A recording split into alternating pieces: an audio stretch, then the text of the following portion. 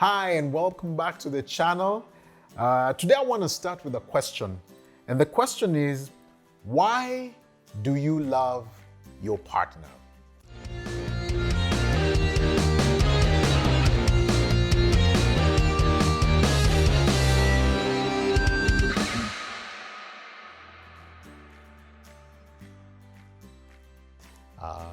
Why do you love your partner? Whether you're married and you have a husband or a wife, or whether you are you're dating and you have a boyfriend or a girlfriend, or even if you've had exes, or even if there's somebody that you desire, what is it the thing that drives you to say that this is the kind of person that I actually love?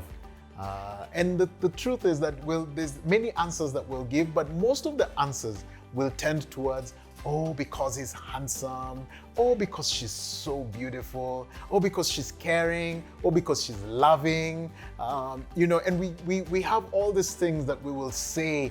They're consistent, they're hardworking, they're very calm in the time of a storm, or they're go-getters, there's all these things that we tend to say.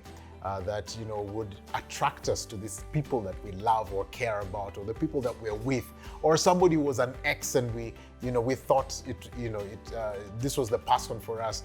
But whenever we ask that question, that's the first thought that comes. But I've always wondered, what happens when after many years of being together, there's that tendency that I've mentioned it in my previous videos, that you get to that exhale moment where you guys just kind of chill and you're relaxed and then you're comfortable and the real you comes out and the default settings come out. It's no longer the marketing stage, where you're trying to woo this person into your web of love. And so what happens when you get to this part where you're comfortable? When they're still caring, it hasn't changed, but they're not as caring as they were before. What happens when they grow older? They're not as handsome, not as beautiful. The six-pack has gone, the small waist has gone. Life happens. So what happens, during this season? Now, if these are the things that your love is based on, guess what? There will be a season, or rather many seasons, where when these things begin to fade, when these things become the commonplace, then you will feel like this spark is gone, and you will feel like, maybe I'm just not in love anymore, and you will desire to go looking for a love somewhere where you're not supposed to. Well, today's attribute is going to address this. And today's attribute is that love is unconditional. Now, guys, when I was researching about this, when I was thinking through this, man, I had so much to say. I had so much content that would probably last for an hour, and I don't have an hour. But the basic gist of everything that I learned was that this particular phrase, which says that love is not determined by the one being loved, but rather by the one doing the loving. So it's all about me. It's not all about what I'm receiving, but it's all about what I am giving in this relationship. That's difficult. That means that love has nothing to do with, the me receiving part. Most of it is about what I give in this relationship. And it's all the characteristics that we've been talking about: being patient, being kind, being thoughtful, all those attributes. That's what love is about. This thing is so difficult.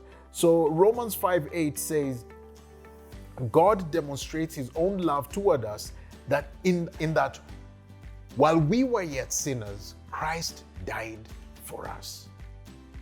Now, when you think about this, this is actually very deep and powerful. Basically, what the writer of Romans, Paul, is saying is that we did not deserve God's love at all.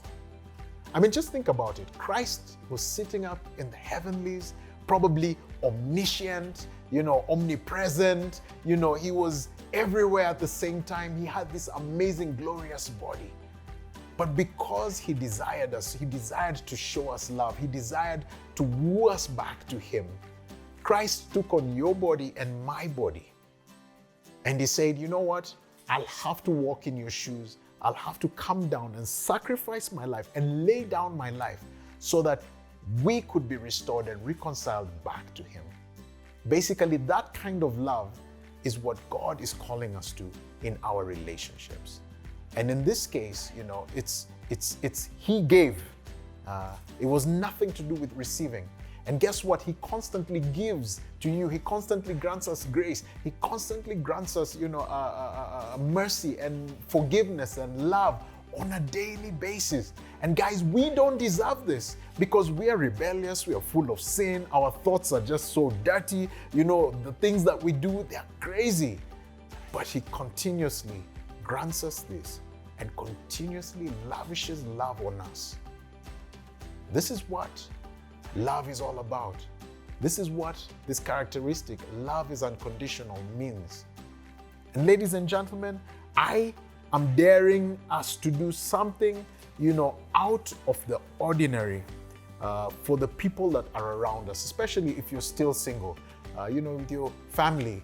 Try to do something that you not normally do for them, especially that which goes against the grain, especially that thing that, you know, when you do it for them, they'll be like, who are you and what did you do with Joe? You know what I'm saying? Yeah, especially that thing.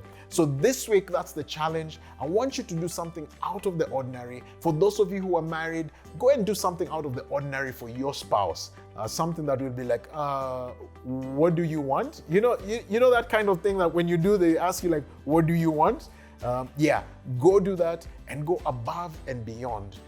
And even as you do that, it is my hope that that will show your unconditional love for your spouse. Yeah, and hopefully improve your relationships. Thank you so much for tuning in. This is Emmanuel G, and I'm out.